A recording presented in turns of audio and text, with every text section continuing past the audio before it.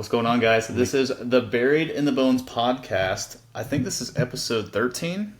I think it's 13, which is wild. That's, what is that, 3 months now of podcasting? And it really started based on an idea at Artista at their Ignacio facility with you. We were doing like a workout together, and I think we had mentioned it, and you mentioned the idea, and we're here. So my guest today is Alex Dollard. He is an awesome guy. I met him at Artista doing jiu-jitsu, and one day we made the decision that we were going to grab coffee together, and that's where we're at now. We're good friends. Very smart guy we have at the other side of the table, and maybe I'm going to have him talk to you guys about who Alex is. So Alex, who are you? Oh, what an easy question. Yeah, I don't know. Actually, did you come up with the name Buried in the Bones while we were talking at Ignacio? I don't want to totally just redirect the question, but where does that name come from? It actually was Ignacio, yeah. Really? I think we were doing like a big cool down, and everyone was talking about like ideas and stuff. And I was like, oh, I have an idea, but you can't take it. I think I'm going to do this thing called Buried in the Bones, but you guys can't take it. It's kind of awkward, but I was like kind of serious at the same time. And yeah, that happened. Nice. Well, I guess we can start with jiu-jitsu, because that was the thing that brought us together. And how, for me, it's been one of the most like comprehensively positive habits and journeys that I've ever done for myself and for my life. And I think that it's the kind of thing where no matter what temperament person you are, or where you fall on the spectrum of like whether you're on balance or off balance in certain layers of your being, like spiritually, physically, mentally, emotionally, relationally, sociologically, technologically, or whatever, then jiu-jitsu has a way of kind of reorienting you to find the balance that you need, and that is actually unique to what's going to help you as an individual person.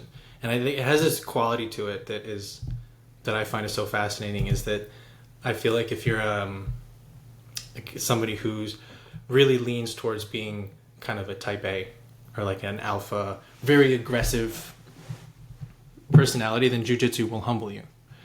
And it will tell you that you need to learn how to slow down and react and listen in order to find success. And if you're somebody who is maybe somebody who could learn to be a little bit more aggressive, or somebody who could learn to be a little bit less passive, then jiu-jitsu will also force you to practice picking a plan of attack, going for it, and committing to it like with your whole heart.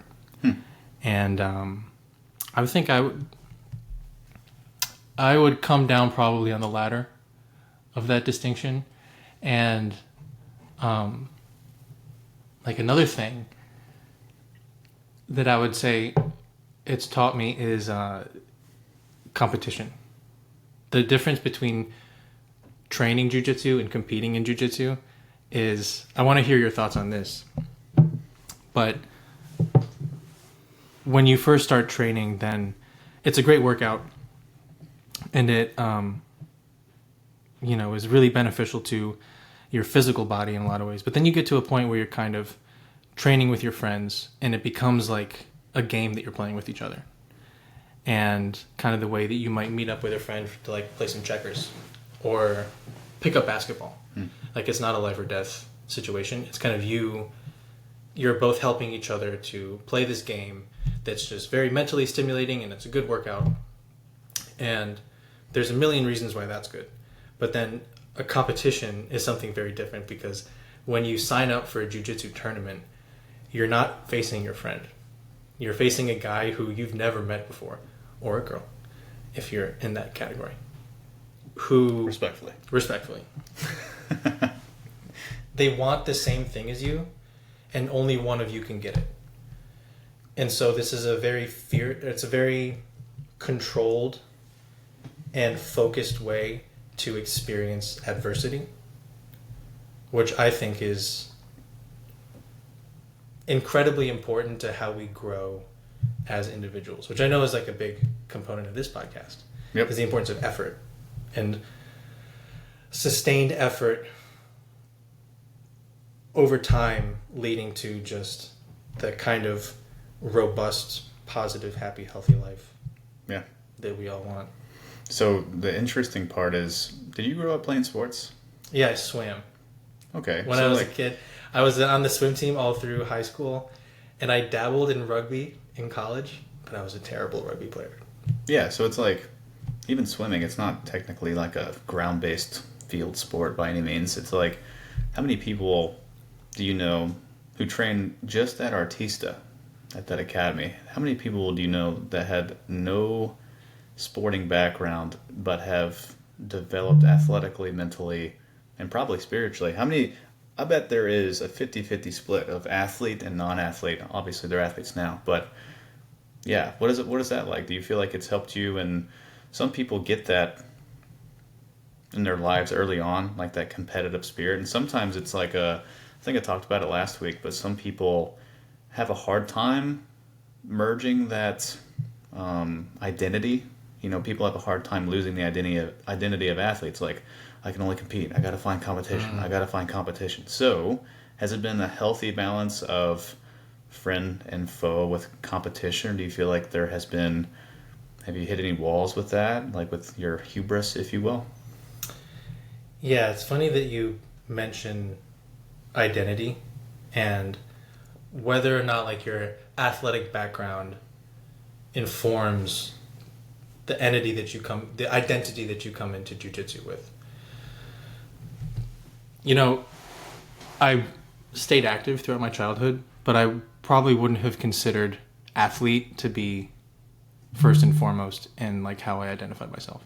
Like, I was always a terrible basketball player. And I never felt like that coordinated as a kid, but swimming is its own form of coordination, I guess. But I grew up with a really deep understanding of just the importance of staying in shape, because you know, it's like such a great exercise, and it was something that I really loved. But I think that my identity in jiu-jitsu has actually been not letting go of the identity of athlete, but like building it. And the way that you coach your clients to like think of themselves as athletes, even if they're in their 70s, or isn't that something that you do? Like, yeah. I've seen you post before, and it'll be, you know, a picture of like one of your clients who's, you know, maybe north of 60 years old, but then it'll be a caption that's like, "We are all athletes." Yeah, I have a woman right now who is almost 70 years old. She's doing an ultra marathon right now. Not an ultra marathon, an ultra event. She's doing the 29029 event in, I think it's Snow Basin, Utah, in August, if that's coming up. But yeah, I think there is a big misconception. You hear it a lot. I bet you've heard it a lot with people. Maybe their excuses of not doing jiu-jitsu, whether or not they need to or not. But yeah, you'll hear, just wait till you're my age. It's like, dude, I know people your age who are deadlifting 1,000 pounds. Not really, but I'm being facetious. But there are people who are sprinting still. They are jumping. They are competing. They are doing maybe jiu-jitsu and rock climbing and doing ultra marathons. It's like, no. Now we're just talking about the difference in deconditioning and staying conditioned, keeping your muscular endurance and your muscular condition, keeping your joints happy and healthy. They did a study on people who were like consistent runners who ran recreationally, and the amount of joint replacements for their knees in comparison to people who are just sedentary. The amount of sedentary people who get joint replacements and knee replacements is insane. It's like damn near 60+%. Oh my God. And it's like, why? If you look at runners, people hear, running's bad for your knees. It's like, yeah, if you went and ran after you've not been in shape, like, yeah, no shit. Running is bad for me when I haven't ran in a while. So you have to get in shape to do it. Your joints have to be ready, your tendons, your ligaments, your feet, your ankles. I think we talked about that earlier. But yeah, if you have a body, you're an athlete, and the textbook saying is like, move it or use it or lose it. Yeah. That very much applies to the human body. So, dude. Yeah. I like to think about how everyone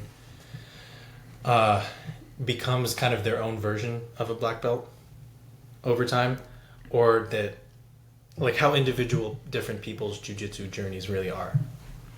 Like I think when I first started, I had this sort of impression that's like changed over time, and it's that there is such a thing as a black belt, and that everyone who gets to black belt shares the same fundamental set of knowledge and skills, and it's kind of like this zone that is occupied by a select few, but if you kind of take the time and effort to get there, then this is kind of, sounds stupid hearing myself saying it, but like all black belts are the same in a kind of way.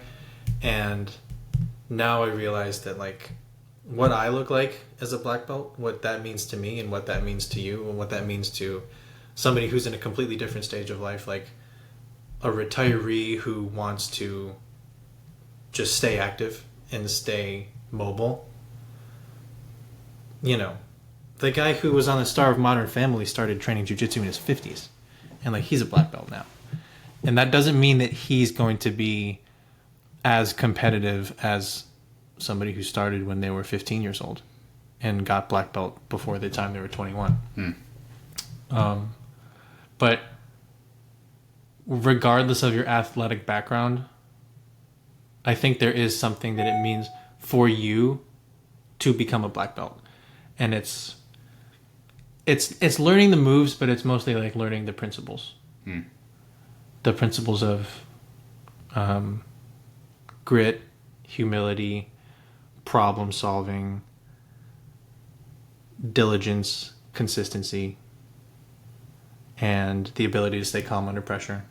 Like I was saying, the ability to decide on a plan of action and execute it. The ability to pay attention and kind of let go of control in a way, to see what's going to happen in order to ride the chaos and take advantage of it, which I think is a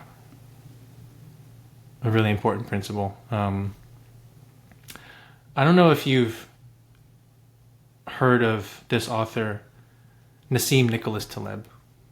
I've heard the last name Taleb. Yeah. I'm pretty sure I've recommended you a couple of his books, but like your reading list is so long, you have so many books to get through before you can even pick this up. It's a problem. That's a good problem to have. Anyway, he's like a guy who's been... His thinking has been really shaping my worldview a lot these days. And he has... One of his books is called Anti-Fragile. And Anti-Fragile is this concept that is like... You ever heard of the Pareto distribution? Like the 80-20 rule? I've heard of the 80-20 rule. Yeah. What's the actual name of it? I think it's called the Pareto law. Cool. Or distribution or something like that. But you know how it's this kind of concept that can be applied to almost like a mind-bogglingly diverse array of different things in life? It's like whether it's business or the mass of stars and galaxies, or how productive inputs outputs are, or whether it's like investing in the stock market.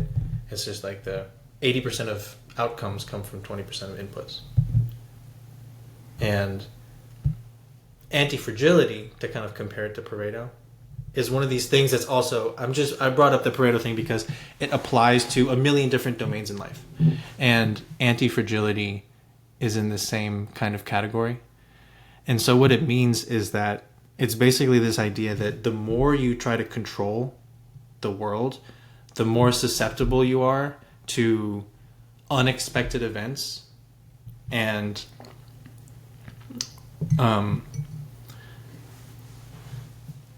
basically the more susceptible you are to this irreducible level of uncertainty in the world. And that there is an approach to life that isn't actually the one where you try to control everything from the top down, but it's actually where you take an embrace of uncertainty and you actually turn it into a superpower. And so something that's fragile is something that hates surprises, and something that it is like a system that doesn't like to be tested. And then a robust system is a system that is something that can withstand uncertain events.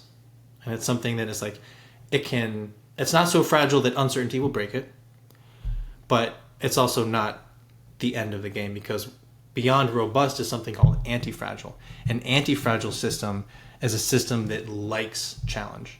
It likes uncertainty, and the more it treats uncertainty like a constant source of feedback, and that feedback is kind of the mechanism by which you get stronger, you get smarter, you get more resilient and robust. And so I think, like, to use a couple examples, one of the most obvious ones is one that you already are a master of, and that's physical fitness. And it's that if you have an underlying amount of strength in your body, then you're going to be more prepared for just the various tasks and requirements of existing in the world and living life. If you have a strong immune system, that's characterized by not, disinfecting everything. And it's not never encountering germs and bacteria, but it's actually exposing yourself to enough variety of germs and bacteria so that your immune system has a lot of practice dealing with these kind of unintended visitors. And it's like you can actually withstand sickness more. You can do a better job of withstanding sickness the more you're exposed to things like dirt and air. And if you are making investments or figuring out how to allocate money, if you put all of your stocks in one bond, or if you put all of your money in one stock, then if that stock goes to zero, then you tank. But like before we started, I brought this book up and I just opened it to a random page, and he was saying that the average turnaround time for a company in the S&P 500, or like S&P 500 biggest companies in the world, and companies are constantly, there's a lot of churn in this index, right? So if you basically were to pick one company, then the chances that that one company is no longer going to be that valuable within a short amount of time is almost 100%.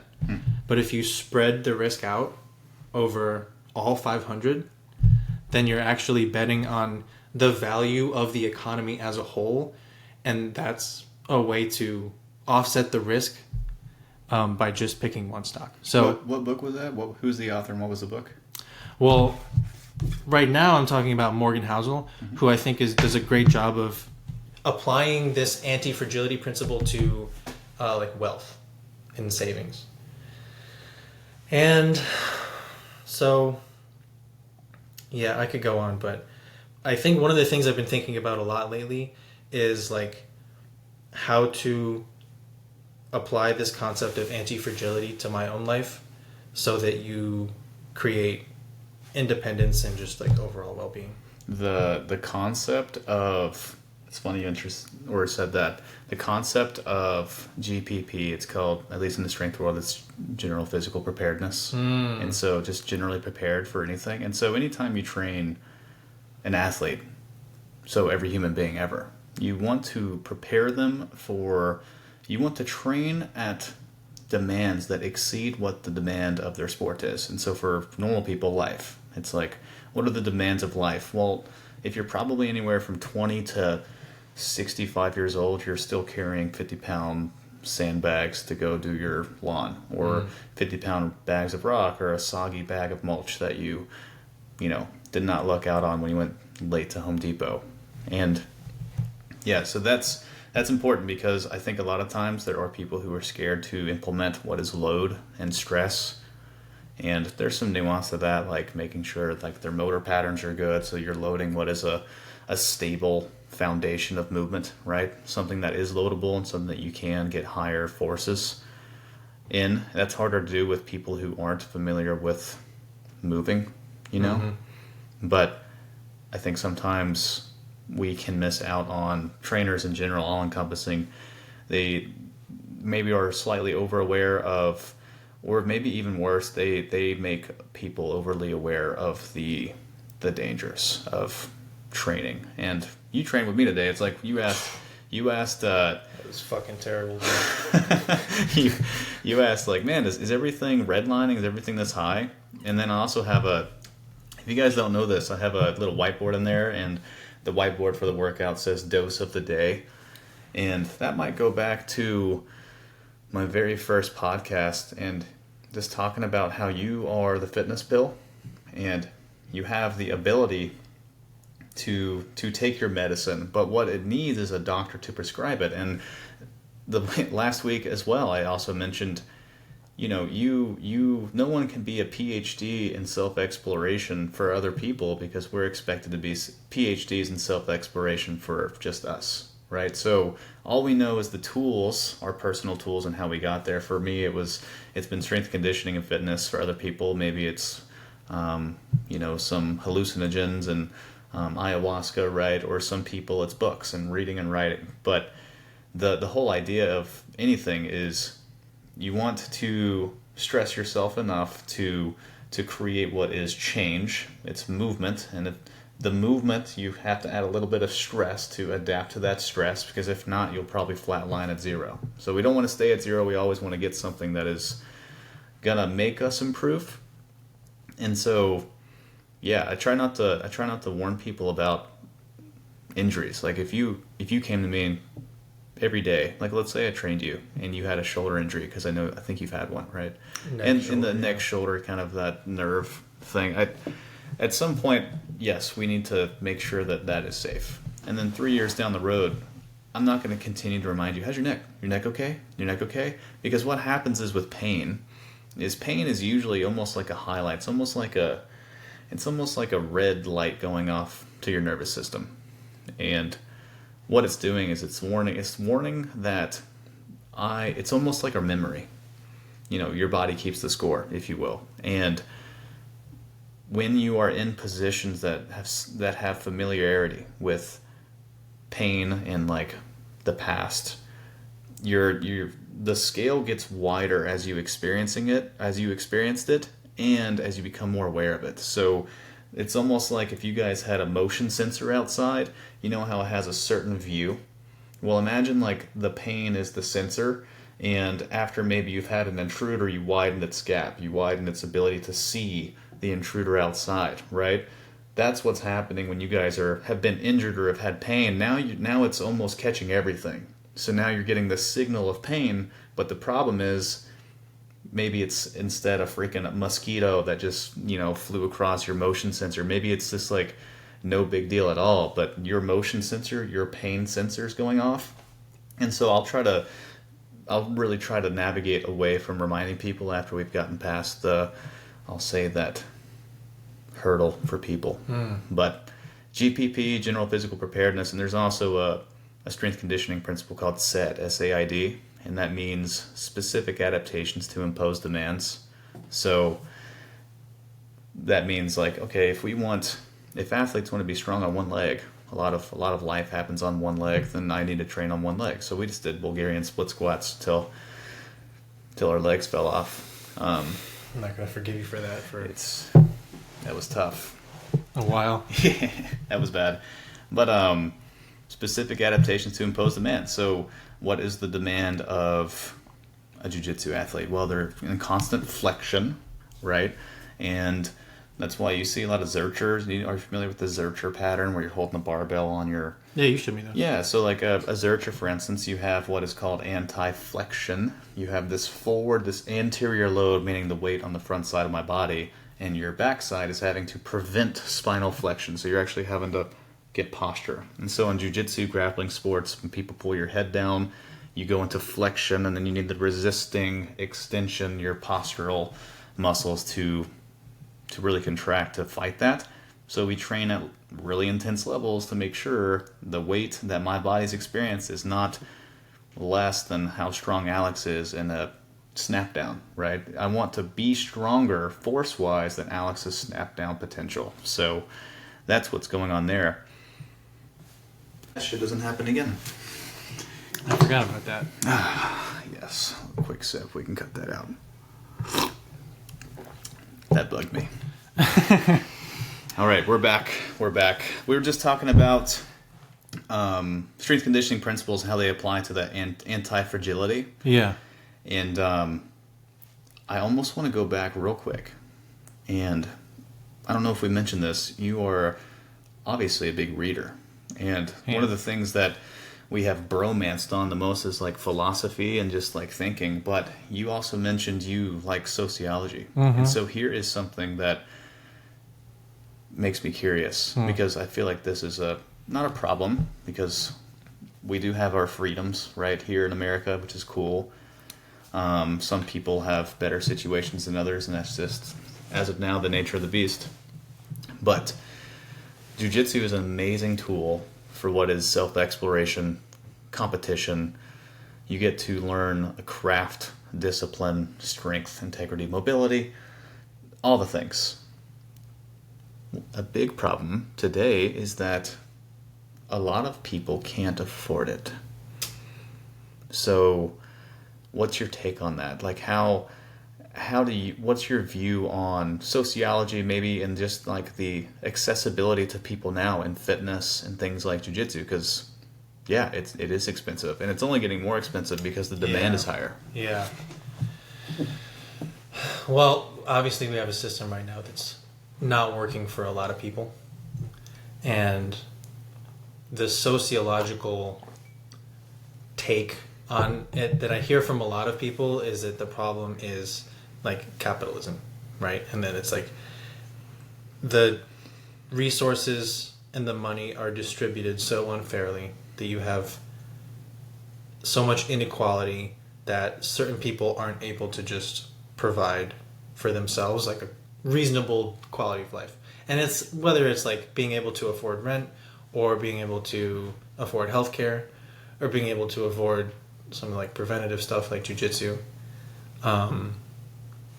Times are tight and we do have like a great economic system. I think that there's a lot of ways for people to kind of like there's so much money flying around.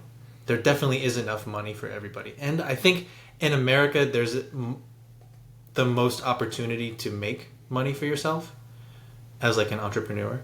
The anti-fragile thing to do in like a free market economy is own your own business, because this is just a quick tangent, but like another example of anti-fragility is that if all of your income is coming from you working a job, and if the security of that job is dependent on things that are outside of your control, like how well the company is doing overall or what kind of mood your boss is in, then if that income goes away unexpectedly, that's a very high risk situation.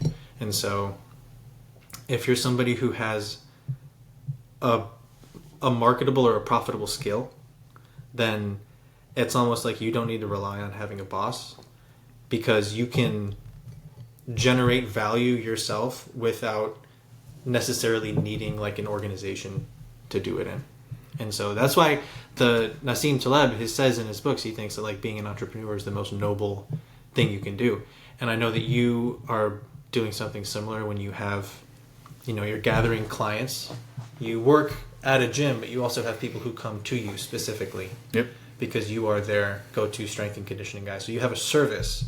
You have something you're really, really good at. And it's a service you provide to other people. And that service is something that they find valuable because it is. It's health and strength. And, we live in a time when everybody's bodies are deteriorating because nobody's getting enough sunlight and outdoors. So that skill, the ability to have a skill, or like mastery, we've talked about Robert Greene in his book Mastery, is so vital to, I think, making it in today's world, because it's this principle of if you lost everything tomorrow, do you have a skill that you can use to build yourself back up? And that is kind of anti-fragility in an economic sense. And I wish more people had access to jiu-jitsu, and I wish that we had a system that had better outcomes for more people. But I think it's kind of like this Churchill quote. I don't know if this is actually Winston Churchill, but he was talking about democracy, not capitalism. But he said democracy is the worst form of government except for every other one that we've tried. And I think the same thing applies to capitalism. Now, you asked about sociology, and I think it's a very underappreciated field of study. I think it gets a bad rap because the humanities have been getting a bad rap a lot these days. And how do I say this? It's the soft sciences don't have the same prestige as the hard sciences. And compared to something like physics or chemistry, a lot of people wouldn't even consider sociology a science. But the thing that always struck me about it wasn't the kind of attempts for sociology to become like physics, but just the early guys, like the theorists. These were guys who were just coming up with ideas about why they think people act the way they do with each other. And they weren't as concerned about like creating a double-blind peer-reviewed study that has to be predictive and repeatable across time. Like sociology will never be repeatable and predictive in the same way that physics is. But I mean, when I say it's underappreciated, I want to go back to the capitalism thing. And this is something that I actually have been kind of championing for a long time. But do you know who Adam Smith is? The founder of, like, very arguably the father of capitalism. Like some would say, like the antithesis of Karl Marx or whatever.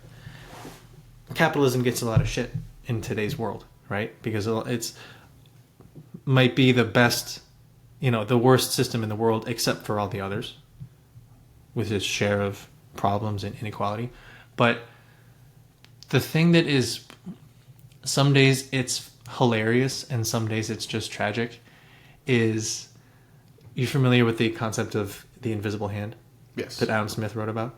So it's this idea that if people pursue their own self-interest, then this invisible hand, which sounds very much like a god, like a godlike figure, is responsible for kind of maintaining overall positive direction in society. And the way that we lead to maximum well-being is actually, paradoxically, if an individual pursues their own self-interest. And so this is a lot of the central tenets of capitalism, right? The thing that is, I said, sometimes hilarious and sometimes tragic, is that book, the Wealth of Nations, where he lays all this out, is one half of the major works by Adam Smith. Do you know what his other major work is called? No. Nobody does. Nope. Nobody does, and this is the most ironic thing in the world, but it came out 6 years before The Wealth of Nations, and it's called The Theory of Moral Sentiments. And in it, it's basically like proto-social psychology, and he basically reasons that society's sense of morals and ethics comes from our ability as humans to relate to one another, to ask ourselves, to put ourselves in another person's shoes, and to use what Adam Smith calls sympathy. He's really describing empathy, but he's saying that like our empathetic capacity as human beings is where a sense of shared values comes from, and that sense of being able to being able to really think about how other people feel and want the best for them, that is actually laying a foundation for what would then come 6 years later when he talks about people pursuing self-interest. None of that makes sense unless you realize that pursuing self-interest includes pursuing the interest of other people, because it's all laid on top of this groundwork of empathy and positive well-being. So it's like the term self-interest gets tricky. You could say that it's just about being selfish. And it's like a lot of times people hear, oh, look out. They hear the word self-interest and they confuse it with being selfish. But do you think, question for you, that do you think that physical exercise is selfish?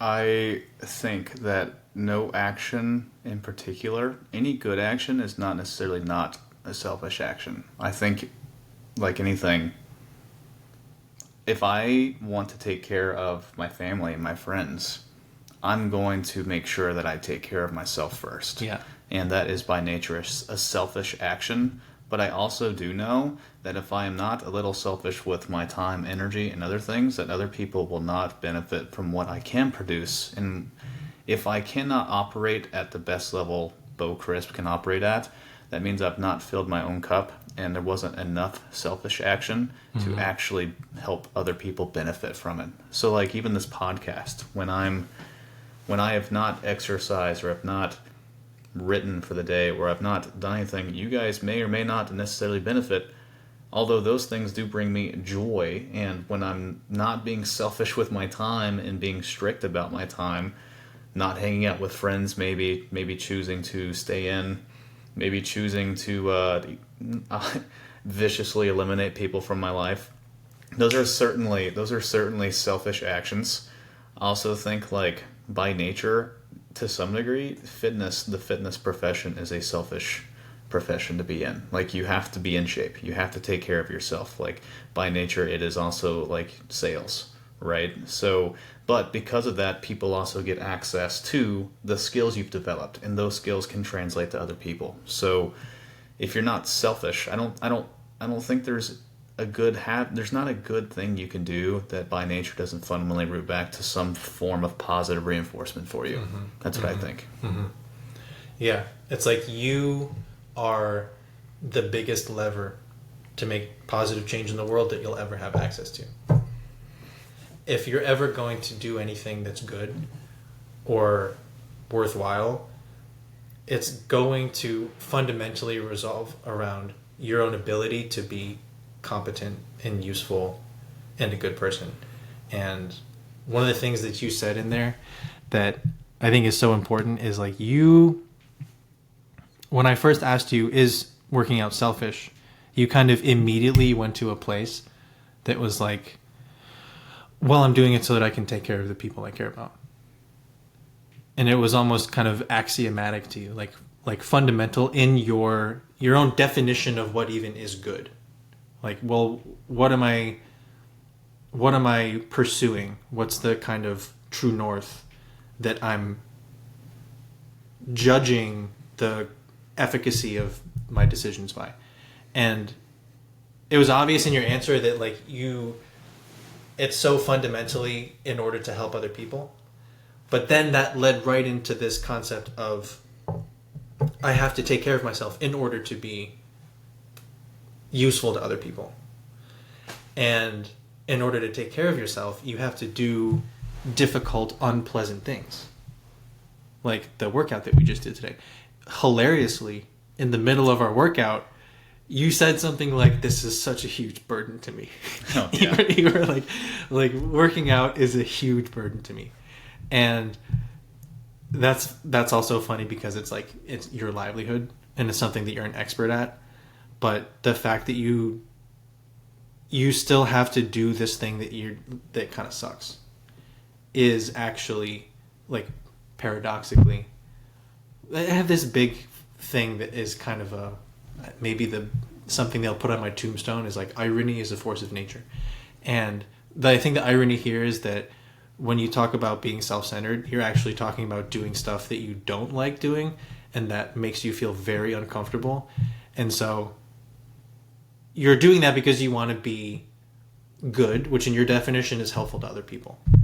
And that reflex in you, I think, is what Adam Smith was trying to say. It's like, of course, anyone who's spent enough time trying to figure their shit out has realized that the best thing in life is to make other people's lives good. And so when you pursue self-interest, when you pursue competence or mastery, your definition of that is tempered by this deep desire in you to be of service to other people. And that is actually the flesh and blood of the invisible hand of the marketplace.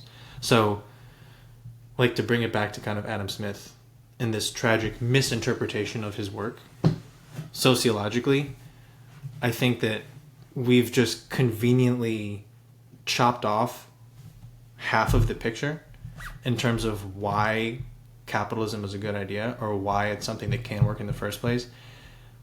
It only makes sense when it's connected to, like, your innate desire, your innate understanding that being a good person or having a proper definition of self-interest is like doing difficult things that are uncomfortable and taking care of the people around you. And without that framework, then yeah, capitalism turns into this heinous, ugly, like profit-seeking, risk-averse nightmare. And it's kind of like, to take a hard tangent, but like something else it reminds me of is masculinity. The whole conversation around masculinity, I think we can generally, if there is a consensus, and it doesn't seem like there is a lot of time, it's that toxic masculinity represents a distortion of something that isn't inherently bad. Masculinity isn't inherently bad, but when people start criticizing masculinity, what they're criticizing is toxic masculinity. And I think that the same thing applies to capitalism. Like, most of us have this completely half full understanding of what it is. And so the thing that we see on a day-to-day basis and complain about the most as to why it's not working for everybody, that's not actually capitalism, but it's toxic capitalism. And the same thing can be applied to religion. It's like you have people who are on a religious journey are trying to become closer to God. And that in itself is not a bad thing. In fact, I think it's a very good thing. But then when it gets warped and distorted from people kind of only seeing half the picture, then you get toxic religion. So we have, toxic or non-toxic selfishness. We have toxic or non-toxic capitalism, which is how people provide for themselves monetarily. We have toxic or non-toxic masculinity, which is how people relate to each other on a relational level. We have toxic and non-toxic religion, which is how people relate to God. And there's some fundamental principle at work here, where it's like the thing that people did with Adam Smith, where they really only get half the picture. It seems like that happens on every level, up and down, and it creates a lot of confusion and a lot of people like finger pointing at each other, like, you motherfucker. Yeah. And it's really kind of a mirage from both sides, because you can only ever see one side of the moon, but then there's a whole other half that's just by nature obscured. And that's some principle that I don't understand, but it does lead me to believe. That's why I say, like, irony is a force of nature. Yeah, it's kind of interesting. It's like, if we think about all the things we've been talking about, it's almost like the scale. It's like you have selfishness, and then just selflessness, and then you have somewhere in the middle where there's selfishness in order to do selflessness. Yeah. And as you get closer to this one, both ends are extremely toxic, right? Both are bad. Anytime you're on I feel like all-encompassing all things in life, if you're too scaled to one thing, too much identification to one thing simply to be it, then it's unhealthy. But if you're too selfish, and your selfishness is in order to be selfish, then you are of self-service. There is no other people. And if you're selfless too much, well, then that person's toxic. I feel like that's almost different rooted form of narcissism. It's like that person is overly aware of being selfless. Like, that's all they want to do. It's like an identification issue.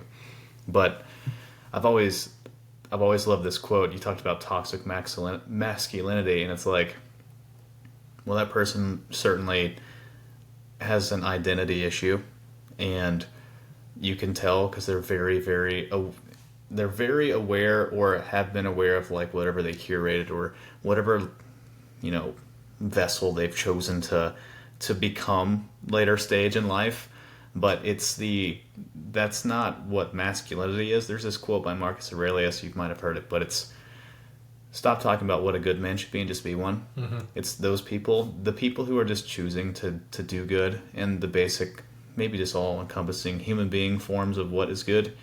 It's like, well, you have to take care of your vessel, you have to take care of your spirit and your mind and your belly, right? And if the trio, and I'm about to ask you about that guy that we talked about, but if the trio of the three, your mental, physical, and spiritual, mm-hmm. if they're not healthy, then you are not doing any people a good service, right? Those three have to be at least working together in some form. You don't have to be like 100% performance. Like, you can't be at the top at all times. But I think if you're not performing well in life, you have the awareness, if those three are moderately healthy, to at least be aware of it and be like, you know what? I'm not at my best right now. This is what I need, right? This is what I selfishly need in order to get back to where I can be, because then also, like, my friends will benefit because we'll talk better.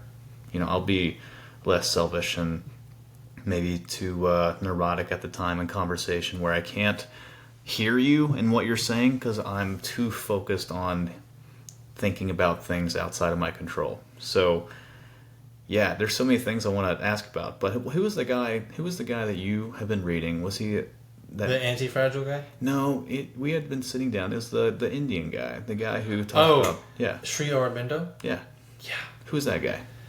He's one of my favorite authors of all time, dude. Extremely dense. Not somebody that I would recommend lightly, but I would recommend him for you. The thing that I think you are touching on that relates to that most right now is, like, he has this he has a conceptualization of what a human being is that's very, like, relates to the mental, physical, and spiritual aspect of, like, the three legs in the stool that we can all kind of get behind. But so this is masculinity and Sri Aurobindo, and I think this would be a good time to bring in J-Rod because it's a vital. So Sri Aurobindo says we all have three main energy centers. By the way, the Taoists in China, instead of India, which is where Sri Aurobindo's from, are saying the exact same thing. I've also, the very cursory knowledge of Taoism that I know, they talk about these three main energy centers. You have the mental source of energy, the kind of emotional, heart-centered source of energy, and then your bottom layer down there is kind of the vital. And this is, to be blunt, indistinguishable from your sexual energy. And yeah, I guess if we want to go into this. So, who is J-Rod, just so the people know? J-Rod is a prominent jiu-jitsu athlete. He's a young guy, maybe early to mid-20s. Until recently, was a member of a very prolific and popular jiu-jitsu team in Austin called the B Team Jiu-Jitsu, and he was just kicked off the B Team for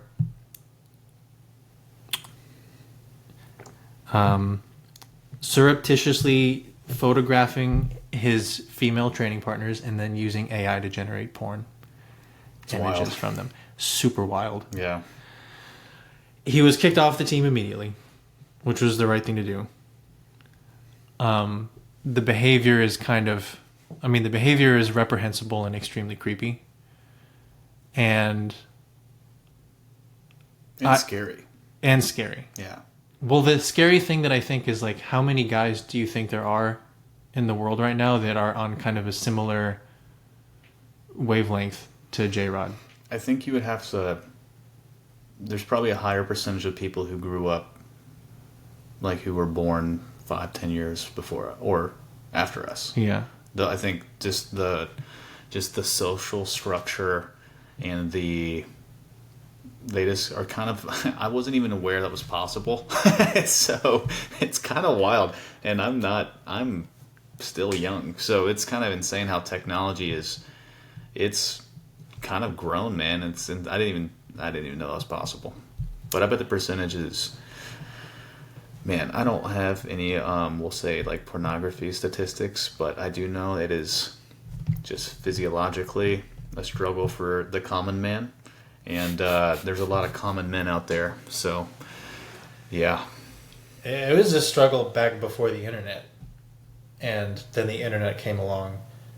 And now fucking, like, who knows where AI is going to take things. Yeah. How does that affect? So, for J-Rod, this guy is inherently, like, if you guys looked at this guy, he's like an attractive young man, like jacked out of his gills, like very good at jiu-jitsu, very good at the sport, like made a career off of it. And if you looked at his Instagram account, you would be like, that guy has got his life. Shouldn't have any problem with women. What's this guy's issue, right? This guy made a non-calculated error. So how is that, what's the topic of masculinity? How does that come into play for you? You're familiar with the term incel? Yes. Whatever dynamics created this J-Rod situation are the same things that are the reason why everyone keeps hearing about this word, incel. I think that I can remember how awkward and painful it was to navigate, like, relationships and love and just being attracted to other people, and growing up learning how to deal with your sexual energy, which, by the way, is, according to this, like, these Taoist principles and these Hindu principles, indistinguishable from just your vital life force energy. In middle school, personally, I was an awkward wreck. Like, it was not an easy time. I think unless you're a very narrow subset of guys, at some point in adolescence, you're going to have, like, a rough experience with falling in love or just being attracted to whoever you're attracted to. Yeah, insecurity. Just, like, insecurity. Up. Yeah, for sure. And it's like, what's more terrifying than, for so many guys, but I'm even talking about in the best case scenario. Set aside, like, pretend that porn isn't even a factor. AI porn isn't even a factor yet. But already, how scary is it as a man to approach a woman that you're attracted to and just, like, shoot your shot? Oh, well, luckily I don't have to do it anymore. Yeah, but I will say it was. You got the hard work out of the way. Hard work is out of the way, and it's not. I don't want to do it again. So yeah, exactly. It was very hard. It's very hard, and I objectively, like, should not have been insecure and scared, but I certainly, especially when I'm at Cal, I was terrified, and so. The confidence was a facade. I was texting my buddies like, "What the hell am I doing?" So, it's very normal to be scared that way. It's good. It's a little bit of good pressure. I think it's the exact same good but terrible as, like, working out your body. It's necessary. It's a necessary struggle. You know what? I feel that way socially.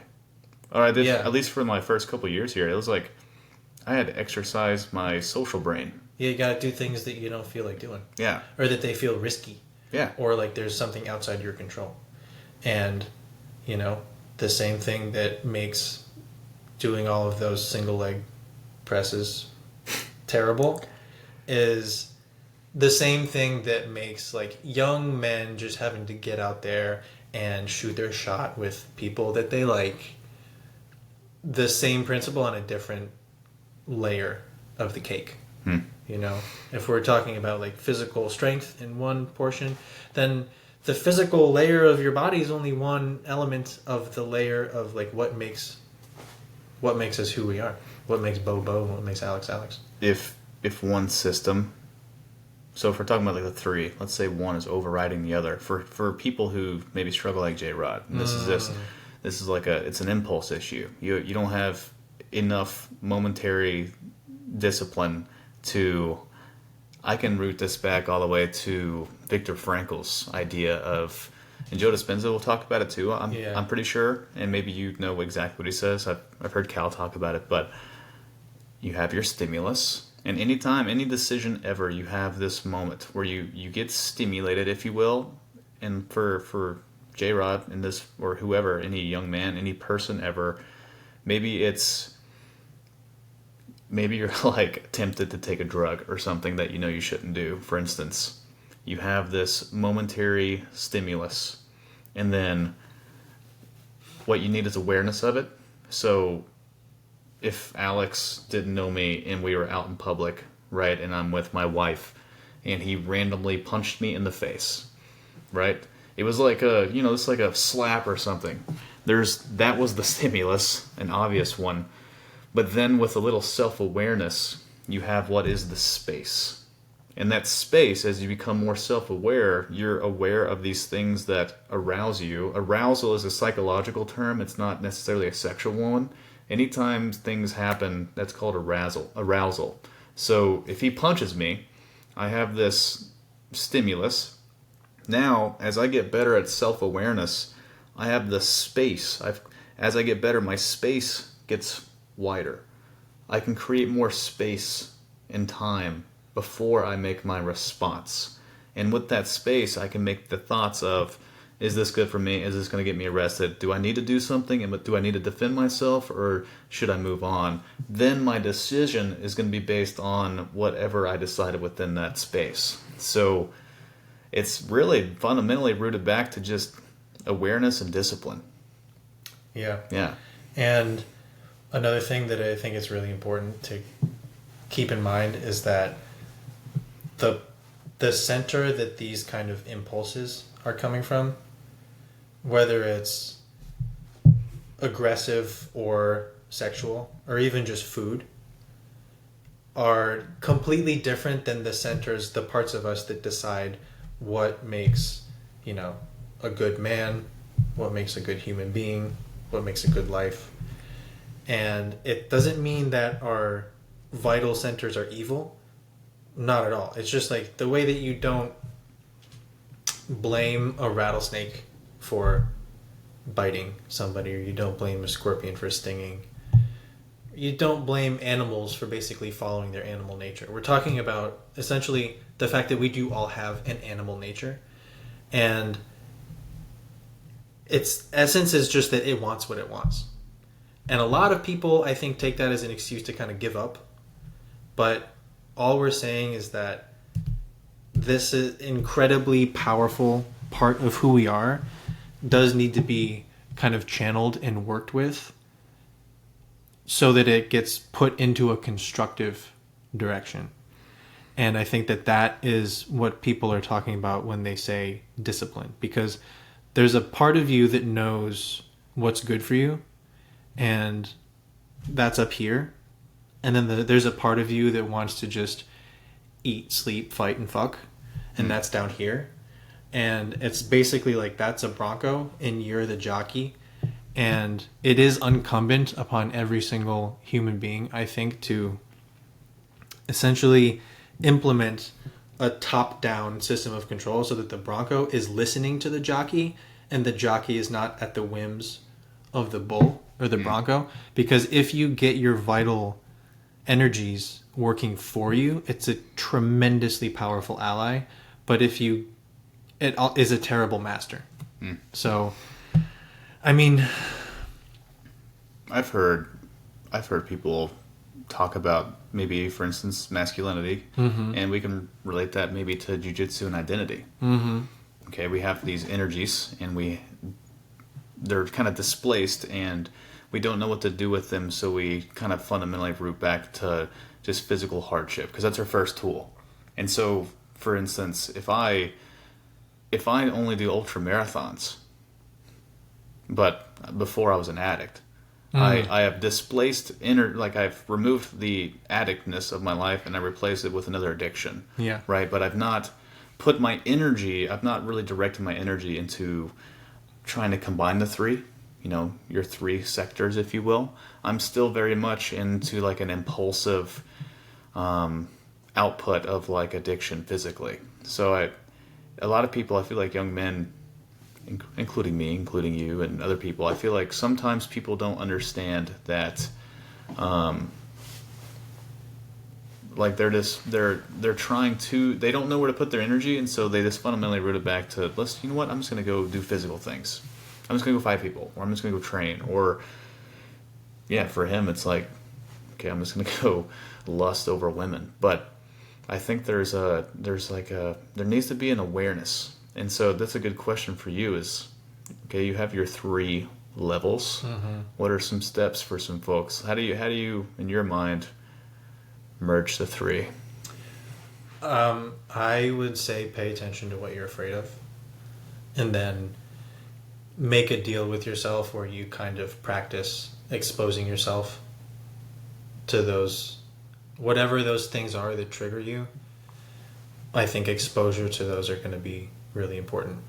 So like in the example of somebody who, like J-Rod, who seems like on the physical plane, or like, you know, the vital plane, you could say, he has a lot of strength or energy there, but then he's kind of trapped in this cycle of porn addiction and porn usage. And that sounds like something that's happening in the middle emotional levels, because we're talking about the fear of getting rejected and just, well, also your attention span just getting hijacked by like everything. By like free porn is just like a dopamine button.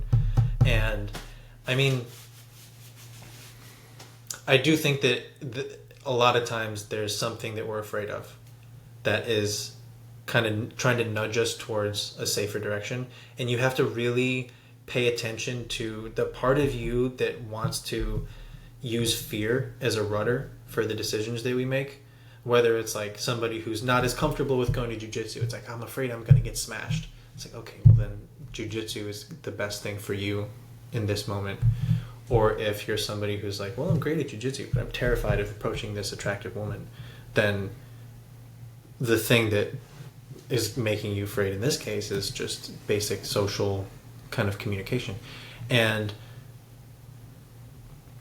it's easier to just stay home and instead of putting your pants on and taking a shower and going out there and trying to meet some new people. But yeah, I do think that that's probably for me just the biggest, most useful piece of advice that I've learned is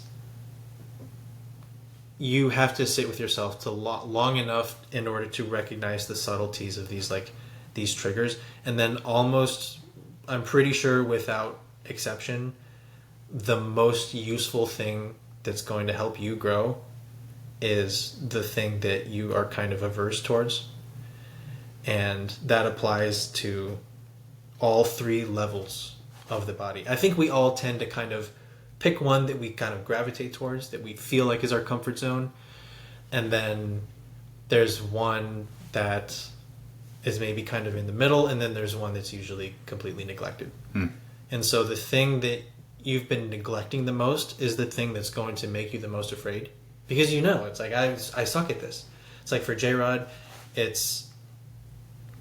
guess it's just not being in control of his vital energy. By the way, do you know what the opposite of an incel is? No. What do you think it is? I have no idea. I have no idea where you're going with this, so I'm going to let you explain it. You might think, first of all, I want to give a shout out to this insane comedy podcast from like 7 years ago called Chapo Trap House. The first people I ever heard use the word incel, but they always talked about it in regards to its opposite. And then in the conversation today, we talk about a lot of guys who are kind of stuck and struggling with their masculinity and kind of incels and all of this black pill movement. Nobody's talking about what the opposite of that looks like. And you might think, oh, well, it's the Andrew Tates, or it's like the guys that are just fucking like getting with all the women. But the actual opposite of an involuntary celibate, according to the fellas from Chapo Trap House, is the volcel, the voluntary celibate. And basically their archetype for the volcel is Batman.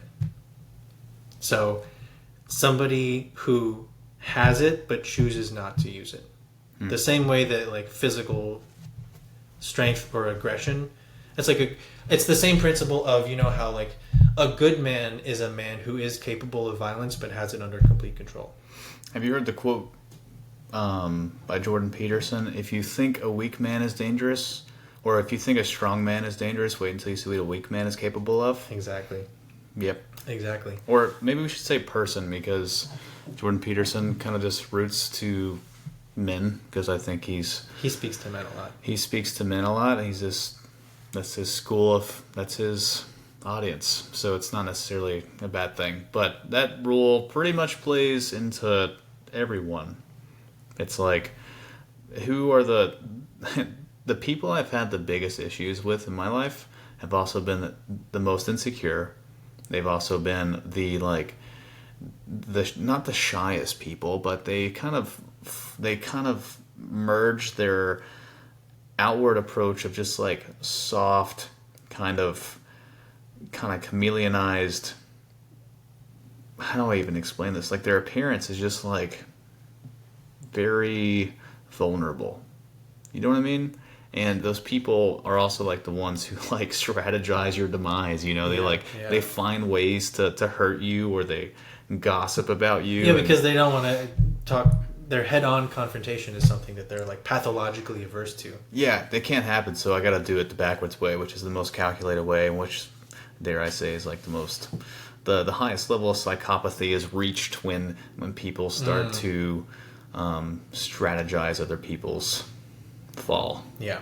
So I love that quote. So it's this concept of power being something that's kind of morally neutral.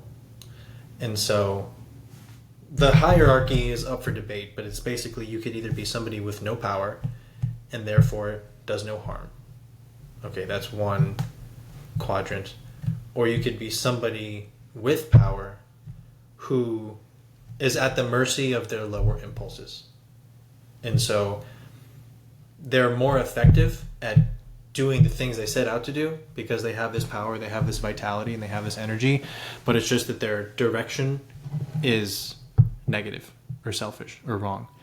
And then the best thing to be is somebody who is powerful but knows how to channel their energy and their life force and their vitality and their will into a proper direction. So think about Batman again.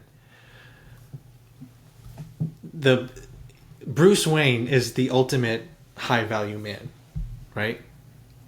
He's a jacked genius billionaire playboy. And even sounds awesome. Man. It sounds awesome. But what does he do with all of that status and value? Well, he doesn't allow one to emotionally regulate his action. Yeah. It's like money. He doesn't have an emotional relationship with. He has a practical relationship with it. His vigilante stuff, it's like he wants to do good, and in some cases he goes against the grain in order to do so. But it does seem like his selfishness got him to a point where he could be of self-service, or of service instead of complete self-service. 100%. And I don't want to keep kind of bringing it back to sex, but you know how in the movies he's like, when he's Bruce Wayne, he's always hanging out with like supermodels. Or you saw the Chris Nolan one. Mm-hmm. He's like takes two women to dinner at the same time, or like shows up at the fundraiser with like, you know, 4 women behind him. Or there's even a scene where he just like basically takes the entire Russian ballet and takes them on a cruise just so that he can use it as a cover for his Batman identities. Does Bruce Wayne actually sleep with any of those women? No, he does not. He channels all of that energy into productive pursuits. And so this is why the Batman is actually the archetype of the Valsa. And I'm not like advocating for celibacy here. I don't think that celibacy is like going to be the solution to J-Rod's problems, but I do think that getting his kind of vitality under control and not just being beholden to his own compulsions is kind of like the critical step to getting this important part of ourselves under control, and then eventually you don't have to be the guy that bangs all of the ballerinas, but you can be the guy that stops a mugging and, becomes an effective vigilante and actually has a positive influence on the world. You take Like the, Batman. like, it's like, if it was like a fondue fountain, but in reverse, it flows up.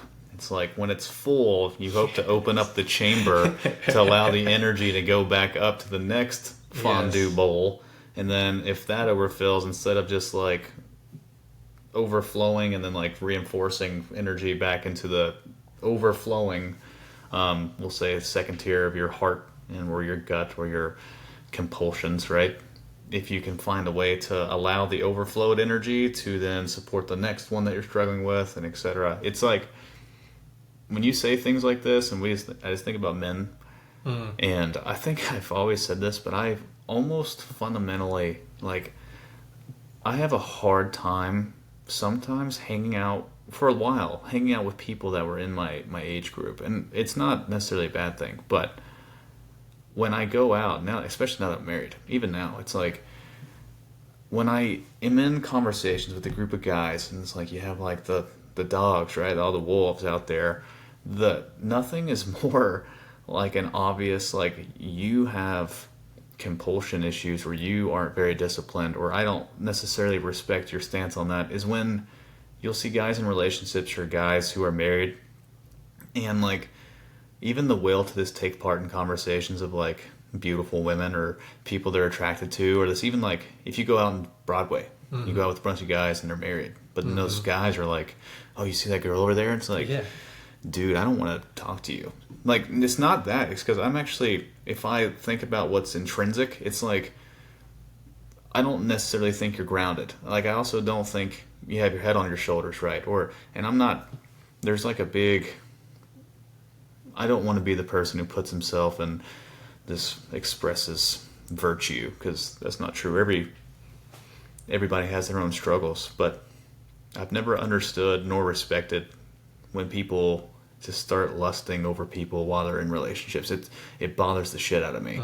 And it's kind of like, it's like the locker room thing. It's like, oh, like, well, the guys do it. It's what the guys do. It's like, no, that's what little boys do, honestly.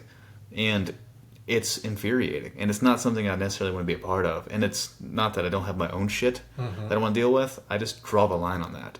And this is something I've chosen to draw the line on. But I wish more people, it's just tough, man. I think it's an age thing, it's a alignment thing, it's the people you put in your life that eliminates itself, and has, since I've chosen to be very strict about who I spend my time with, because I want to learn.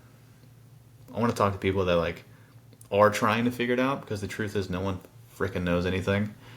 And but the people who are trying to learn things and are trying to get to a place of just like peace, although we will never find it, but the people who are pursuing their own PhD in self-exploration are aware of what's inherently good and what's inherently bad. And like you said, people are saying it from all religions. Everyone's saying the same thing. The Chinese will call it qi and we'll call it spirit. But it's like, I love talking to people and meeting people and finding groups of people who find ways to just allow the chambers to open up in their brains and allow this good things to come in, and just have conversations and ask about other people and maybe talk about a little bit of philosophy, and not be overly concerned of what impulses lead you to bring up. It's like a conversation about women is an impulsive conversation.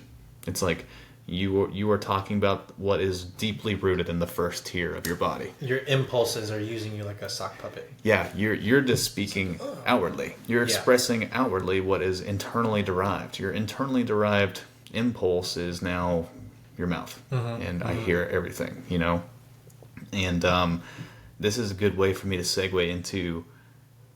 We've talked about jiu-jitsu. You read a lot. What are some tools, movement-wise? Like, how has movement affected your life? And movement can be all-encompassing, man. It can be like, movement is choosing to go to a different job, or choosing to go to your entrepreneur route, or it can be literal physical movement. How how have you chased growth in your own life, physically, spiritually, mentally?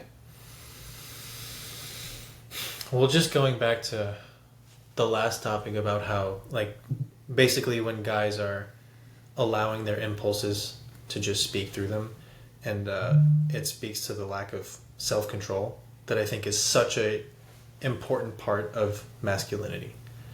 And it's like you build up, I think a lot of masculinity is about a quest for competence, but also through that kind of power in a way. Like you want to be somebody who's strong and vital. You want to be somebody who can actually affect the world around them.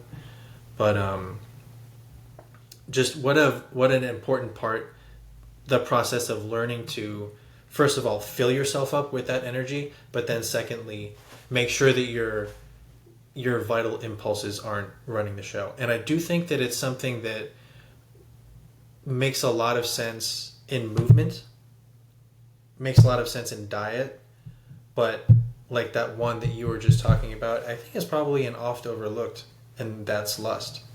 And so, like, we'll get back, I'll answer your movement question in a second, but I think the principle that underlies all of this is like, okay, so what's something that's arguably even more primal than sex is just food. It's like you need food to survive. And if you put a plate of steaming, hot, deep fried, crispy, salty, fatty, MSG loaded, delicious, unhealthy fast food, like these foods are engineered in order to get you to want them, right? And so you feel this very deep pull that's attracting you towards that food. But we all understand in the world of fitness and of movement that, okay, if you indulge in this cheeseburger, pancake, fried chicken, whatever, once, it won't kill you. But because the importance of, or the power of actions repeated consistently over time, you know that if you allow yourself to indulge in that food, it's going to lead to like an unhealthy long-term outcome. And if you allow yourself to indulge in the comfort of not moving your body, that's an indulgence, right? Like, I want to stay on the couch right now. I don't want to go on a run or do jump rope. Then that indulgence once will kill you. But repeated over time, your body will fall apart. And like, to tie it back into movement, but also where we were talking about before, if every time you have like a burst of sexual energy, or you feel attraction, or somebody, you know, you're that kind of vital center of your body is kind of stimulated, if you just indulge and let your impulses walk all over you, that's going to lead to terrible long-term outcomes. It's like, how many people do you have ruined their reputations and their marriages and their lives because they did something with their dick that they knew they weren't supposed to do? Like, had an affair. Or, so it's something that I think is, we don't talk enough about as a society because sex is such a taboo topic, but because the kind of the Taoist approach and the Hindu approach, like the Sri Aurobindo, they really do make sexual energy and just pure life force energy completely synonymous. Like, they are one and the same. So that's why I think discipline in all aspects of life is important, but especially in this one. And so the movement thing is just like, you have to, I think a good question is like, what's the practice that you have every day that you compound over time that's going to lead you in a positive direction? So you've got mental practices, you have practices that address your kind of emotional center, you might have some meditative or breathwork practices, or things that you don't do that address like your vital center. But I mean, yeah, I think it comes down to asking yourself, in this domain of life, what does it mean to indulge? and what does it mean to do the thing that is going to eventually take me in a good direction. I try to make sure that I do some kind of movement every single day. Sometimes it looks like, just 15 minutes of stretching, or 100 kettlebell swings, or like in our case today, it was like a really heavy fucking legs day. But movement and physical fitness, honestly, man, I'd like your input on this, because it is something I do every day, but I think the effort sometimes isn't always 100%. And it's like my bare minimum is that I do something. But today in the weight room, we really like pushed it to the maximum effort. So here's a question for you. Where does doing things with maximum effort fit into our ability to grow? Well, I think most people don't know what that is. I don't think what is maximum effort? I don't think most people will ever know what maximum effort is. And I don't even know if I've felt it. And it's probably for good reason. I think true max effort physiologically, it's like that 1,000 pound boulder that gets on top of someone and he tears every bone in his body to get it off of him. You know what I mean? That's like true max effort. But I don't think people. I'm gonna refer to the dose because you asked. It was like, how often are you redlining? Mm-hmm.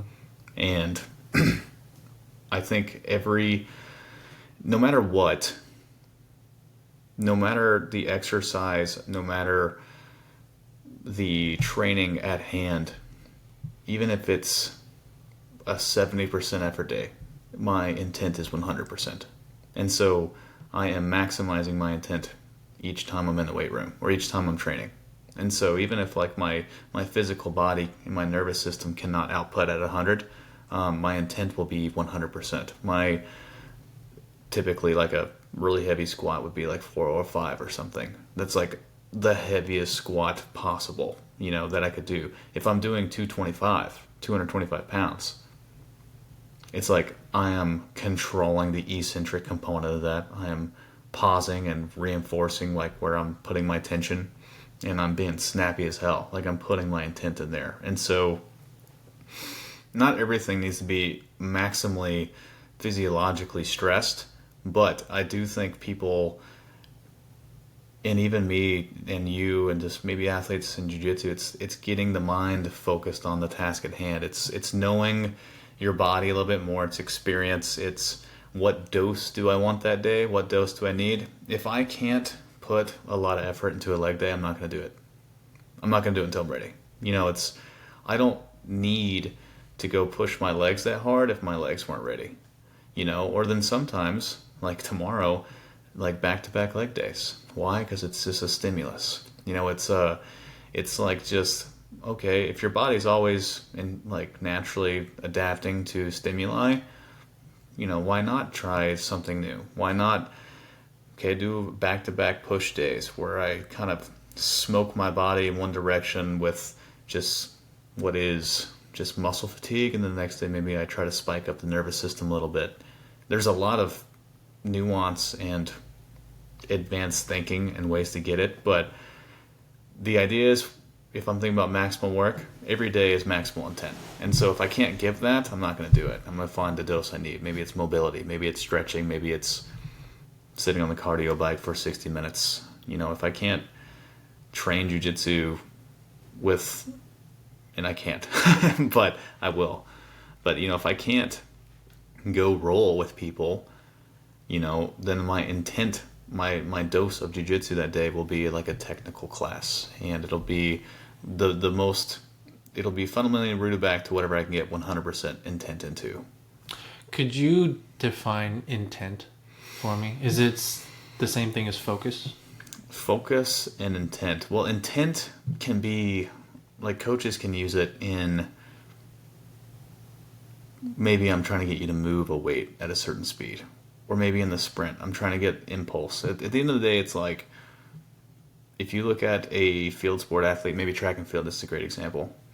I want their nervous system to be recovered enough for that way when they do go out onto the track for their 100-meter sprint, is that their nervous system is recovered enough that each step they take is they're unconscious in their sprint technique, and they're 100% pushing and getting their brain to fire as hard as freaking possible. And it's kind of like that thing I told you earlier. It's like in a workout, we're starting with this electrical current, and we're trying to slowly turn it up to maximum intensity. Well, for a sprinter, it's got to be 100% from the block. So effort. You asked, was it effort and intent? The difference focus in focus and intent. I can focus on mobility and position. Maybe I'm doing an adductor stretch or something. My intent will be and how well I maintain my position. What am I trying to work on here? My focus could be, maybe I have a mobility day prescribed. I'm just going to go ahead and focus on getting that done for the day. So I go in, it's like, all right, so I'm reading my sets and reps. Great. I'm kind of focused on that. That can be something. The intent is with the stimulus and how present you are within the actual movement itself. So if I need my joint, this is a good example. We were focused on our mobility session for that hip car, that controlled articular rotation. A really hard hip car with maximum intent would make you sweat just as bad as that whole warm-up. So that's a pretty good example, is when you do something that is so stimulating. Like if I was to sit on the floor and do a mobility exercise, there would be a difference in doing 3 sets of 10 and just getting them done. I'm pretty focused on getting it done. Like I'm here in my training.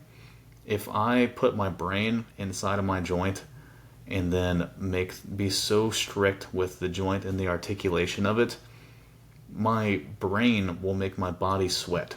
It's stimulating. It's the difference in maybe getting your squat up 10 to 15 pounds in your training over the course of 3 months if you're an advanced lifter. If your intent's not there. My effort's been really high, my focus has been really high on this training program I've been doing. But because I've been so aware of my fatigue and my body fatigue, it's been, before today, it was tough to put a lot of intent into my movement. Sometimes I can just do a back squat at 225 pounds and it'll feel heavy. I'm going to get my sets and reps done. I'm focused on training, I'm getting the training day done, but the snap's not the same. The control's not the same. My mind isn't there.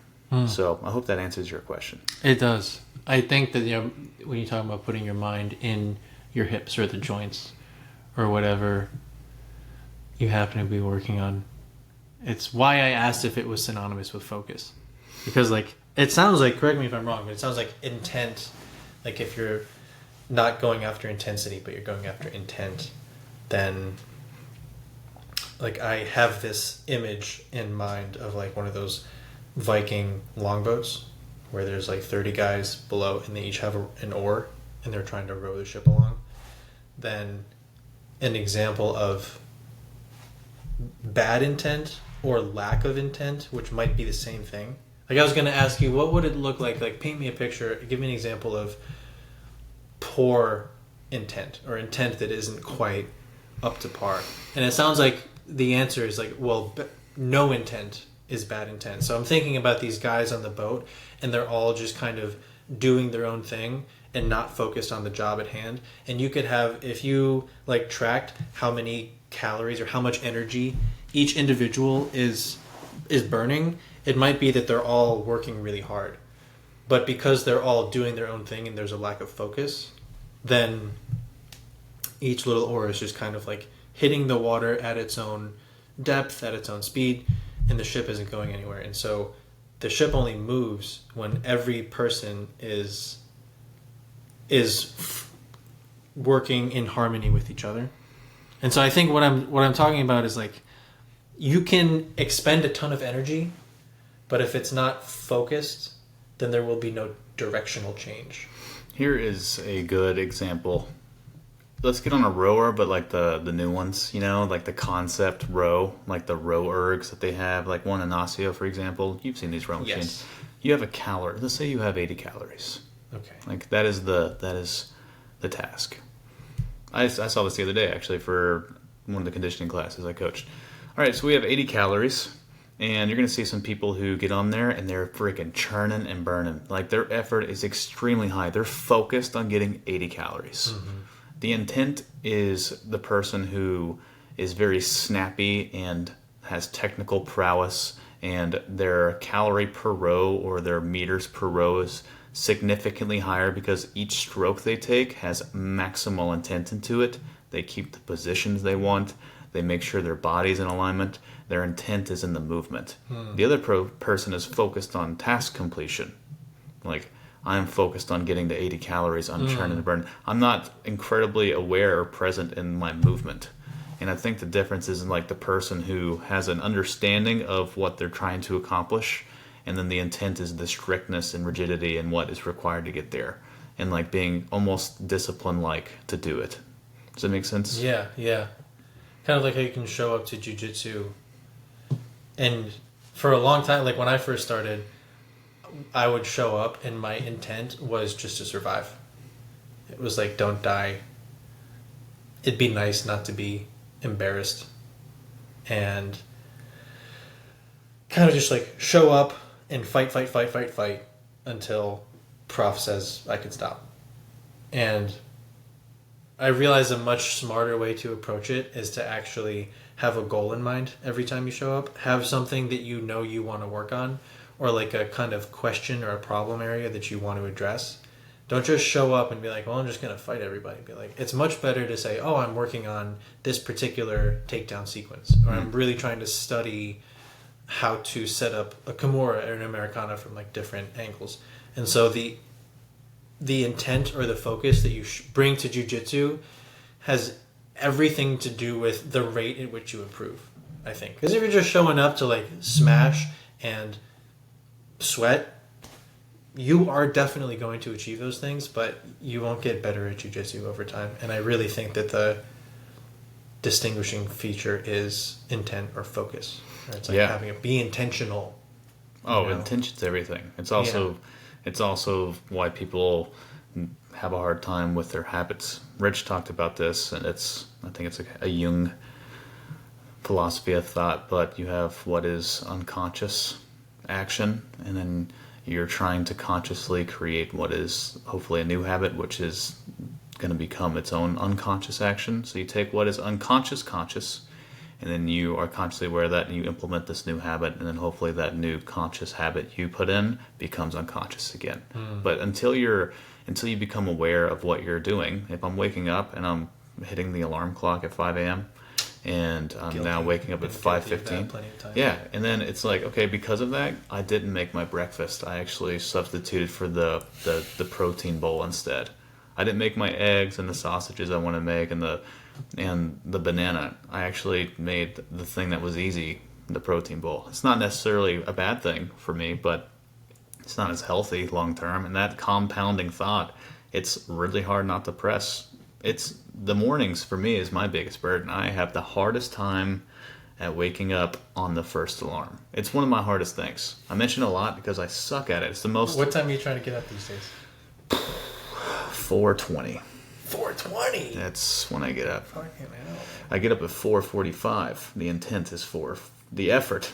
My focus is on 4:20. My intent is not there in the morning. That's why I'm not up at 4:20. I'm up at 4:45. And I make the easiest thing I could make because I'm being lazy. Well, it still goes back to like effort consistently over time, because your kind of snooze alarm wake up time is still 4:45 in the goddamn AM. And it's like, for me right now, my alarm, and I like to think that I'm kind of badass, but like my alarm during the week is set at 4:50 so that I can get up at 4:50 and then do like 40 minutes of like either meditation or exercise, and then do some deep work, whatever like the most important, most difficult task of the day happens from like 5:30 to 7:30. But if I can get out of bed at 4:50, that's a win for me. Sometimes I hit the snooze button and it turns into like 5:30, and then the whole rest of the day I'm like kicking myself. I'm like, oh fuck, if I had just. Dude. But even if I don't sleep that much the night before, if I don't allow myself to hit that snooze button, I could be going on 4 hours of sleep, but the satisfaction from knowing that I kept my word to myself is worth more than the energy I would gain from like staying in bed for another hour and a half. It's really important. Cal's pretty amazing. Cal wakes up at 3:50. What? Cal wakes up at 3:50 What time a.m. do you go to bed? She goes to bed sometimes after me, and I go to bed at 8:30. And she still wakes up. She's in this gym in her home at 4 a.m. and she does a 1 hour workout. And every day? I don't know how she does it. Every day.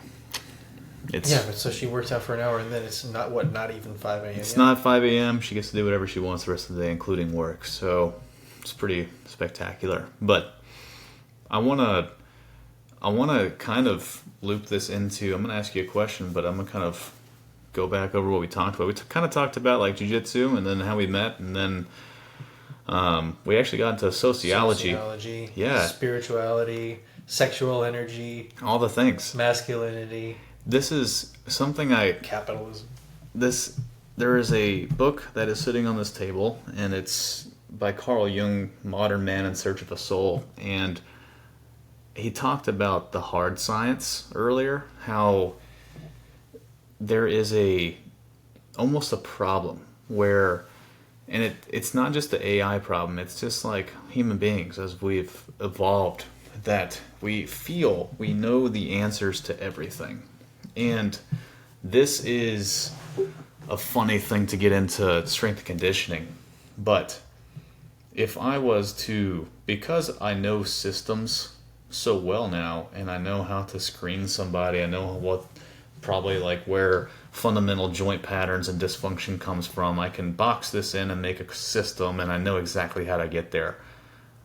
The problem is that I lose the creativity and the fun in what is supposed to be a very fun thing to do. So what Jung talks about, and this probably goes on for a lot of people in their life right now, is at some point we had an archaic mind, and though the archaic mind would look at the stars and be like, there you are, God. Today people see things too clearly. They have, whoa, look at that streak in the sky, that must be like a special cloud, and you would tell that kid, no, that's just a chemtrail for a farming plane. You have the answer. It's almost like we know the answer too much. And the issue, I feel like a lot of people right now, is they've closed the door on what can be spirit, and they've only gone into the modern mind. They only think almost too logically sometimes. They aren't curious enough to go out and self-explore how it is you can take care of your heart, mind, and body. And what Jung is talking about is, and actually Singer talks about this too, and I can kind of loop the two together, it's really important that we find a healthy balance between what is archaic in mind and like allow for the possibility of like beauty in nature and the universe. You know, if you fit yourself into a system, a rigid system in a box too much, you lose what is the human experience. And as we've evolved, we've lost the human experience.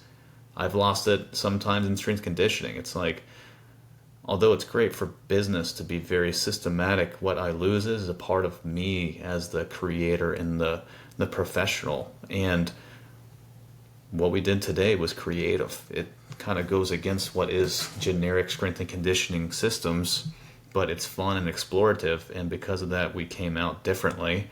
We went through an experience and a journey for 60 minutes. And then afterwards, like, all right, was the dose too much or too little? Did we need more? Did we need less? Was it just right? You know, you get to learn those things. People don't get to do that unless they allow for what is a bit of an archaic journey. But Singer talked about allowing for channels to open and close. And a lot of people have closed off the idea of any spiritual journey and what is good and how to be happy. And I guess what I want to get to, what are things, like you've been a professional you're a professional. You make beautiful websites, and you're very creative. So by nature, you are an entrepreneur. I try. And do you want to plug yourself in here? Is there a website we can go to find you, or? My website is hillsboroughdigital.com, and I do bespoke web design for people. But that's not the thing that I want to say. The thing that I want to say is the thing that relates to what you just mentioned about the archaic and how people have kind of forgotten it. I do think that that's the case. But I think my kind of optimistic view is that, like, our story as a species is kind of not just the story of one big pendulum swinging back and forth, but it's kind of like more akin to the story of one meta individual, one meta consciousness growing up and becoming more wise over time. So we kind of, historically speaking, people had an archaic, or maybe a more, what we would use the word spiritual or religious view of reality. And then as the scientific and industrial revolutions happened, then we started to lean more towards like the predictive nature of sciences and got towards what we call kind of rationality. And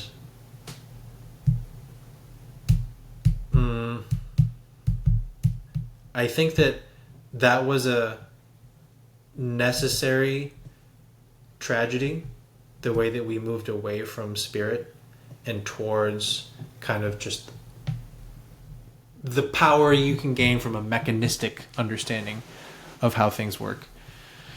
So what I think we're missing is kind of a pendulum swing back to spirit, but I see a lot of wisdom actually in the cutting edge of science and technology, and it's really exciting the way that it kind of overlaps with a lot of what the kind of archaic traditions are talking about. So, like, for example, you're familiar with Donald Hoffman? No. He's a neuroscientist. He's got a lot of really great podcast episodes, but his main point is that our five senses, he thinks that it's pretty much beyond dispute at this point, that our five senses and our conscious view of reality is almost certainly has nothing to do with whatever reality actually is.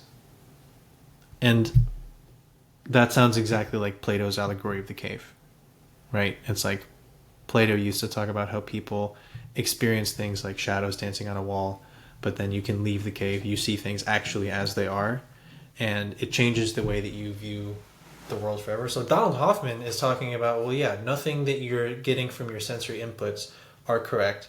The universe is not just a bunch of like random billiard balls bouncing off of each other, but it's actually more akin to a VR headset. And so a VR headset is something where reality is being generated as you, the user, make decisions on where to go and where to explore. Then in your kind of local phenomena, all of the reality is being generated in real time. And so I'm definitely about to be like one of these guys that brings up quantum physics and has no idea what he's talking about. But As the rest. as the rest of us. But no, I think there's really something powerful to... This is an idea I heard a long time ago, but like technology...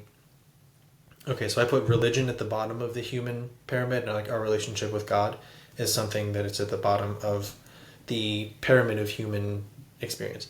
And then at the top of the pyramid is like science and technology. And there's all these layers in the middle, like physical, relational, sociological. At the top is technology. And I see this weird effect where the most cutting edge of science and technology seems to circle back to things that people at the bottom in the old religions were saying all the time. Feel like I've tagged that a little bit too. Like Yeah. I feel like everything in the strength and conditioning world, what's old is new. the most advanced topics right now were made in the 70s and 80s by the Soviets. Yeah. Like the most advanced training is like the Zercher or potentiation or contrast training. It's like, hey, like the Russians were doing deep tier, deep range of motion plyometrics and extreme sports like that a while ago, and now it's new. And so that's but where with a refreshed understanding of why it's important, instead of just being like, well, this is tradition. It's like, no, you now want to understand why things work the way they do, and then eventually, with enough trial and error in practice, you'll end up realizing why tradition was established in the first place. Yeah, it's like that. We talked about this back in the day, but it's like we as human beings maybe have a recipe of like what it's supposed to be like, what the human experience is supposed to be like, and now we have like this recipe. Like we'll say God, for instance, is like the chef, and like the recipe is given, like we've had it, and then now it's like we're just implementing new flavors and seeing what works the best, and like but we never go away from like the root dish. It's like you just plug and play, remove, all right, we'll bring it back, and then I feel like that's kind of a good way for people to envision that on what this has been.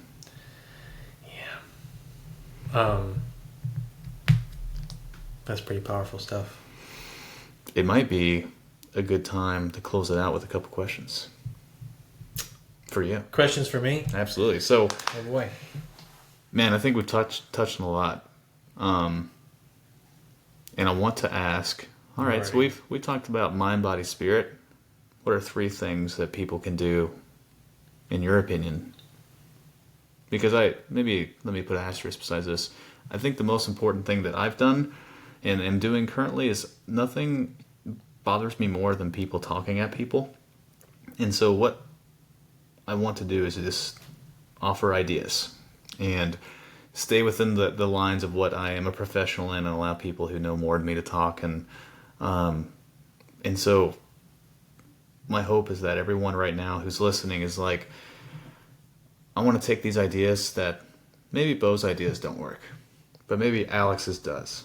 And so, Alex, what are 3 things, mind, body, spirit, what are 3 things people that can take with them that might be good little tools to help their lives? It's a tough question. Everyone's going to get it. I think that the levels don't stop there. I think that's the biggest kind of way that I'm going to sidestep that question. And it's not allowed. Well, the mind, body, spirit is, I think, the way that we frame the individual. And then kind of going back to my pyramid of human experience, I think underneath the individual is God, or whatever creative energy is behind everything that by definition we don't fully understand or have access to. But it informs what goes on the individual. And then on top of the individual, you get things like groups and sociology and the way that individuals relate to each other. And then on top of that, you get things that advance society as a whole, like science and technology. So I think that the principle that applies to every single layer of the cake is right now probably anti-fragile. It's that the more you try to control, the worse your outcomes are. The best thing that you can do is learn how to pay attention and consistently use effort to put yourself outside of your comfort zone so that you can then continue the dialogue with reality that kind of defines all good things, true and beautiful. So don't think you know everything.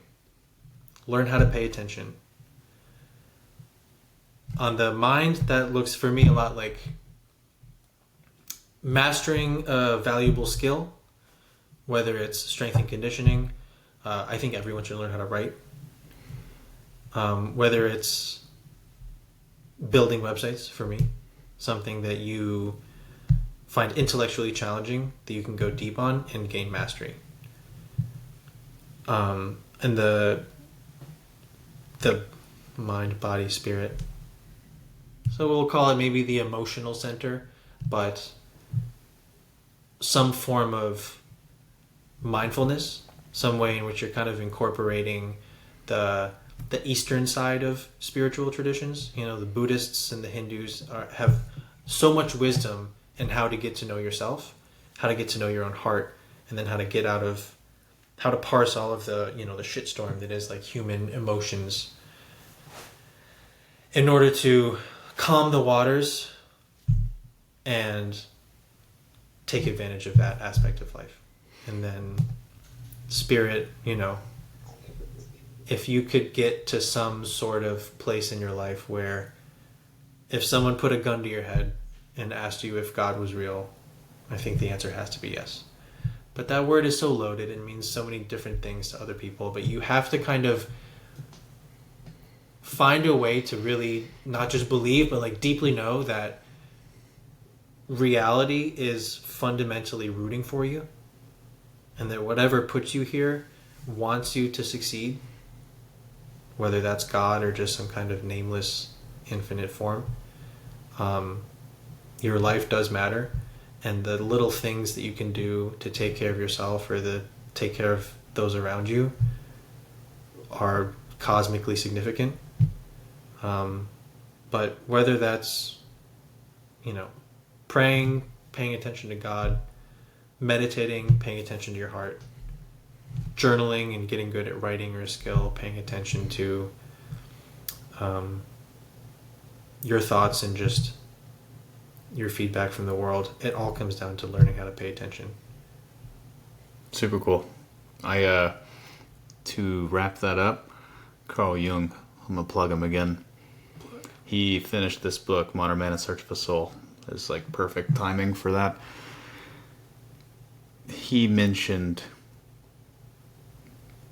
no matter whether it's the Toltecs or the Buddhists or the Hindus or Christians, no matter what it is, and no matter what name it is you choose to give it, we are all just blossoming flowers on the stem of an eternal tree. Wow. Yeah. Guys, this was Alex Dollard, and this is episode 13 of Buried in the Bones, and we're out of here. Cheers, brother. Cheers, man. Let's go. All right, that's fun. It. That's it. Holy shit. How long was that? 1 hour, 52 minutes. Oh, Black Creek, take me to that place. Wash my sin away.